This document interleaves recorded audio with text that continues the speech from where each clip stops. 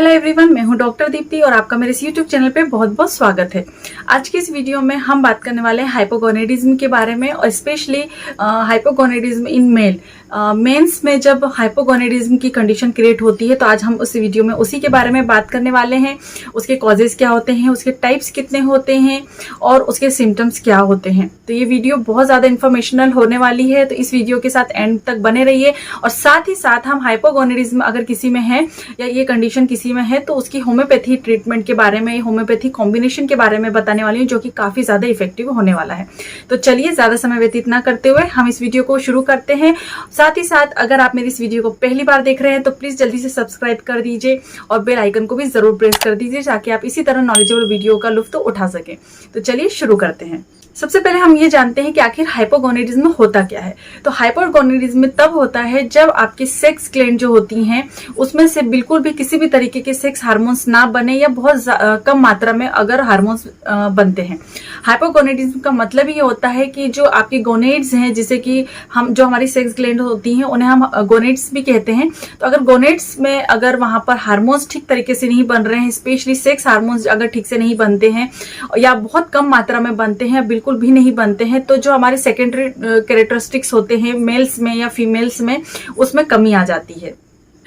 Mails में जो gonads होते हैं वो होते हैं टेस्टिकल्स एंड फीमेल्स में जो गोनेड्स होते हैं वो होती है ओवरीज। और यहीं से जो है सेक्स हार्मोन्स रिलीज होते हैं जो कि हमारे सेकेंडरी कैरेक्टरिस्टिक्स में हेल्प करते हैं।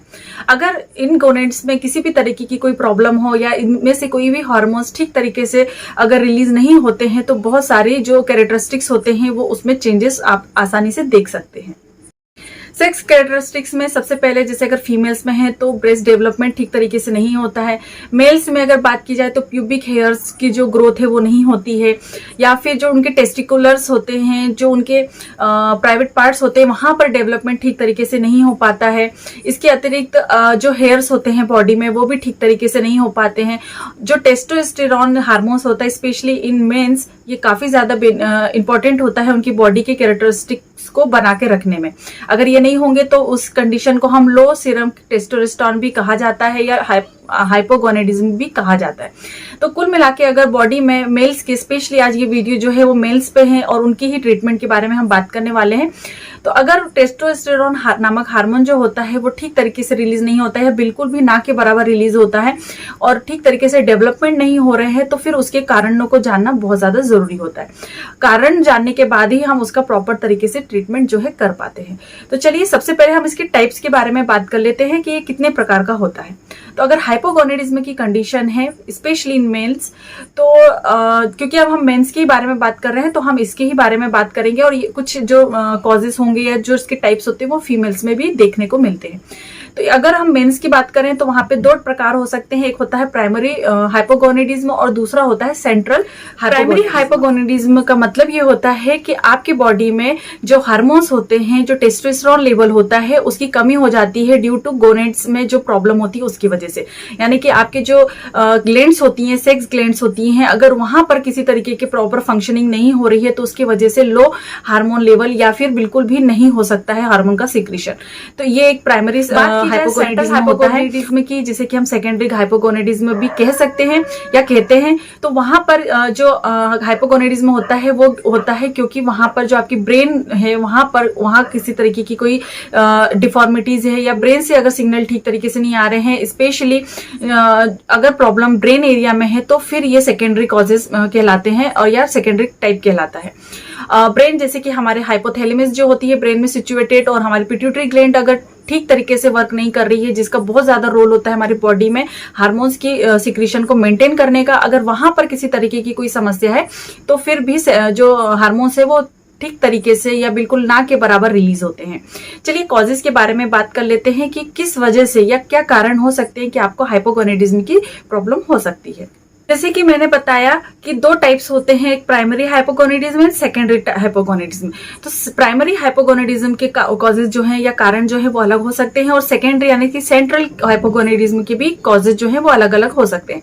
तो सबसे पहले हम बात कर लेते हैं कि जो प्राइमरी हाइपोगोनेडिज्म है अगर वो होता है तो उसके पीछे प्राइमरी हाइपोगोनेडिज्म के कॉजेज में सबसे पहले आ जाता है अगर आपकी बॉडी में ऑटो इम्यून डिजीज हो गई है तो उसकी वजह से भी वहां पर ये सिचुएशन क्रिएट हो सकती है।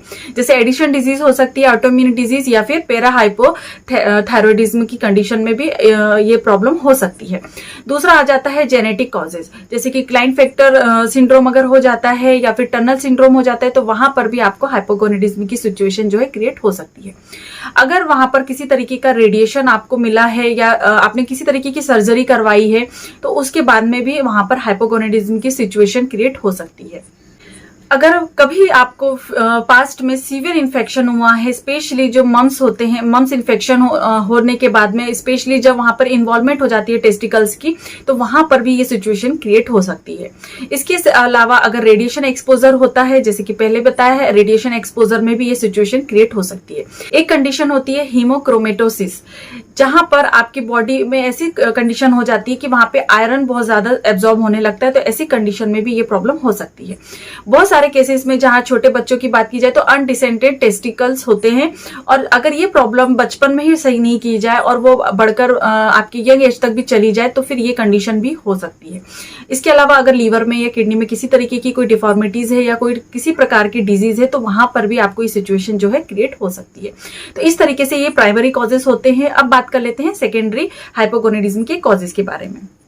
सेकेंडरी कॉजेज में भी जेनेटिक कॉजेज हो सकते हैं, जैसे कि अगर डेवलपमेंटल डिफेक्ट्स हो, हाइपोथैलेमिक जो डिसऑर्डर्स होते हैं अगर वहां पर, तो ये कारण भी हो सकता है। अगर इन्फेक्शन हो जाता है, जैसे कि HIV इन्फेक्शन की कंडीशन में भी ये प्रॉब्लम हो सकती है। रेडिएशन एक्सपोजर भी एक कारण हो सकता है। इसके अलावा अगर आप सीवियर वेट लॉस हो जाता है तो भी ये कंडीशन क्रिएट हो सकती है। अगर न्यूट्रिशन डिफिशियंसी है तब भी ये प्रॉब्लम जो है क्रिएट हो सकती है। पिट्यूटरी ग्लैंड में किसी तरीके का डिसऑर्डर्स हो या फिर अगर इन्फ्लेमेटरी किसी तरीके की डिजीज हो जाती है, जैसे कि ट्यूबरकुलोसिस, हिस्टोसाइटोसिस, सार्कोइडोसिस, इस तरीके की अगर डिजीजेस हो जाती हैं तो फिर ये कंडीशन जो है क्रिएट हो सकती है। बहुत ज्यादा ओबेस पर्सन में भी ये कंडीशन देखने को मिल जाती है और बहुत ज्यादा सीवियर वेट लॉस हो जाता है तब भी ये कंडीशन जो है क्रिएट हो सकती है। हाइपर यूज ऑफ स्टेरॉइड्स और ओपियाइड्स में भी ये कंडीशन क्रिएट हो सकती है। अगर आपके जो पिट्यूटरी ग्लैंड होती है या आपके ब्रेन के आसपास या फिर उन ग्लैंड्स के पास जहां पर हार्मोन सिक्रीशन हो रहा है वहां पर किसी तरीके की ट्यूमर हो जाता है या कोई गांठ हो जाती है जिसकी वजह से वहां पर कंप्रेशन पड़ता है, तो वहां पर इसकी वजह से हार्मोन्स की जो सिक्रीशन है वो लो डाउन हो सकता है। इसके अलावा अगर किसी तरीके की इंजुरी हो जाती है कभी, तो अगर वहां पर किसी तरीके की डिफॉर्मिटीज हो जाती है इंजुरी की वजह से या किसी ट्रॉमा की वजह से या ब्रेन के बल हेड के बल अगर आप कभी गिर जाते हैं और वहां पर आपको कभी किसी तरीके की इंजुरी हो जाती है तो ये कंडीशन क्रिएट हो सकती है। ब्रेन सर्जरी के दौरान भी कभी कभी ऐसा होता है कि उसके साइड इफेक्ट के तौर पर आपको ये प्रॉब्लम जो है क्रिएट हो सकती है। तो इस तरीके से ये सेकेंडरी कॉजेस होते हैं जिसकी वजह से आपको हाइपोगोनेडिज्म की कंडीशन क्रिएट हो सकती है। चलिए, अगर आपको हाइपोगोनेडिज्म हो गया है तो आपको किस तरीके से पता चलेगा या उसके लक्षण क्या होंगे उसके बारे में भी हम जानते हैं। जब भी कभी हाइपोगोनेडिज्म की कंडीशन क्रिएट होती है, क्योंकि हमारे हार्मोन्स का जो है लेवल कम हो जाता है बॉडी में, जो कि स्पेशली मेल्स में अगर देखा जाए तो उनके सेकेंडरी कैरेक्टरिस्टिक्स को बना के रखने में बहुत ज्यादा या उन्हें मेंटेन करने में हेल्पफुल होते हैं। अगर टेस्टोस्टेरोन का लेवल डाउन हो जाता है तो उसके वजह से जो मेल कैरेक्टरिस्टिक्स होते हैं उसमें भी कमी आ जाती है, जैसे कि आपकी बॉडी के जो हेयर्स हैं उसमें लॉस हो सकता है या उसमें कमी आ सकती है। मसल मास जो होता है जिसकी वजह से बॉडी जो है मेल्स की वो फीमेल से अलग होती है, तो वहां पर भी कमी आ सकती है। वहां पर ब्रेस्ट डेवलपमेंट भी देखने को मिल सकता है पुरुषों में या फिर मेल्स में। Reduce growth of the testicles और पेनिस, जो पेनिस होता है या फिर जो टेस्टिकल्स होते हैं उसकी ग्रोथ में कमी आ सकती है। ऐसी कंडीशन में जहां टेस्टोस्टेरोन की कमी होती है बॉडी में, तो वहां पर इरेक्टाइल डिसफंक्शन की भी प्रॉब्लम जो है बहुत आसानी से देखने को मिल जाती है। साथ ही साथ ऑस्टियोपोरोसिस की भी कंडीशन वहां पर क्रिएट हो सकती है, जहां पर आपकी जो बोन्स होती है वो बहुत ज्यादा फ्रेजाइल हो जाती है। साथ ही साथ लो और एब्सेंट सेक्स ड्राइव, जो आपकी जो सेक्स करने की जो इच्छाएं होती हैं उसमें बहुत ज्यादा कमी आ जाती है या बिल्कुल ना के बराबर हो जाती है। आपका कंसंट्रेशन भी ठीक तरीके से नहीं हो पाता है किसी भी काम में। साथ ही साथ आपको बहुत ज्यादा वीकनेस रहती है, बहुत ज्यादा फटीगनेस होती है आपकी बॉडी में। इनफर्टिलिटी की भी कंडीशन हो सकती है और साथ ही साथ हॉट फ्लैशेस भी आपको देखने को मिल सकते हैं। तो ये सारे ही सिम्टम्स हो सकते हैं जब आपकी बॉडी में जो हार्मोन्स है, स्पेशली सेक्स हार्मोन्स की कमी हो जाती है या हाइपोगोनेडिज्म की कंडीशन हो, तो ये सारे ही चीजें आपको देखने को मिल सकती हैं या फिर इनमें से कुछ सिम्टम्स आपको देखने को मिल सकते हैं। डायग्नोसिस की बात की जाए तो आप जब भी कभी आपको ऐसा महसूस होता है और आप जब फिजिकल चेकअप जब होता है तो डॉक्टर आपका फिजिकल एग्जामिनेशन कर सकते हैं। वहां पे वो पता लगाते हैं कि आपकी एज के हिसाब से आपकी बॉडी का डेवलपमेंट कैसा हो रहा है, आपके प्यूबिक हेयर का डेवलपमेंट ठीक तरीके से हो रहा है या नहीं हो रहा है, या बॉडी का जो हेयर्स होते हैं उसके डेवलपमेंट ठीक से हो रहे हैं या नहीं हो रहे हैं।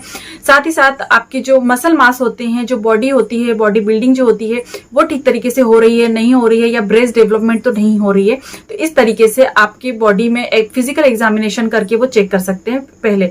दूसरा, आपका हार्मोनल टेस्ट कर सकते हैं और उससे पता लगाया जा सकता है कि आपकी बॉडी में हार्मोन का लेवल जो है कम है या ज्यादा है। तो इस तरीके से डायग्नोसिस की जा सकती है। ये थी कॉजेस, ये थे प्रकार और ये थे उसके सिम्टम्स। अब बात कर लेते हैं होम्योपैथी कॉम्बिनेशन के बारे में। जब कभी आप अगर फिजिकल एग्जामिनेशन आप करवा चुके हैं और देख रहे हैं कि आप इस तरीके की कंडीशन क्रिएट हो रही है, तो डॉक्टर की सलाह से आप ये कॉम्बिनेशन जो है ले सकते हैं, जो कि काफी इफेक्टिव होता है। तो सबसे पहले जो होम्योपैथी मेडिसिन लेनी है वो लेनी है ऑर्काइटिनम। ये मेडिसिन काफी अच्छी होती है और डेवलपमेंट डिफेक्ट अगर हो या फिर गोनेट्स का साइज अगर कम है तो वो उसे अच्छी तरीके से डेवलपमेंट करने में हेल्पफुल होती है। दूसरी जो मेडिसिन है वो है ऑरममेट।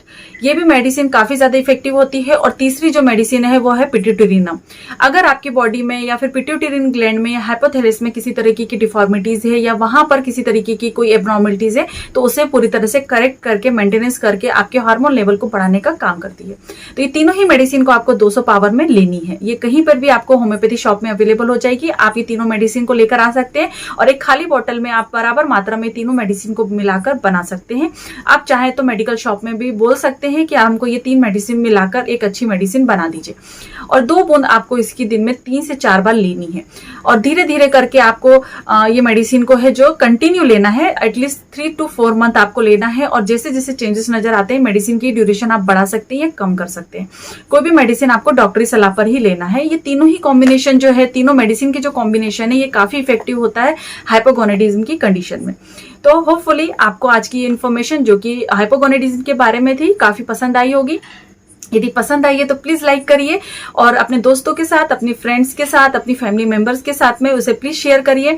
साथ ही साथ अगर इससे रिलेटेड या किसी और चीज के बारे में अगर आप मुझसे कोई आंसर चाहते हैं या कुछ पूछना चाहते हैं या मुझे कुछ सजेशन देना चाहते हैं तो right in the comment box. और इसके बाद में मिलूंगी मैं अगली अपनी नेक्स्ट वीडियो में। तब तक के लिए बाय बाय। अपना ध्यान रखें और खुश रहें। Thanks for watching my videos.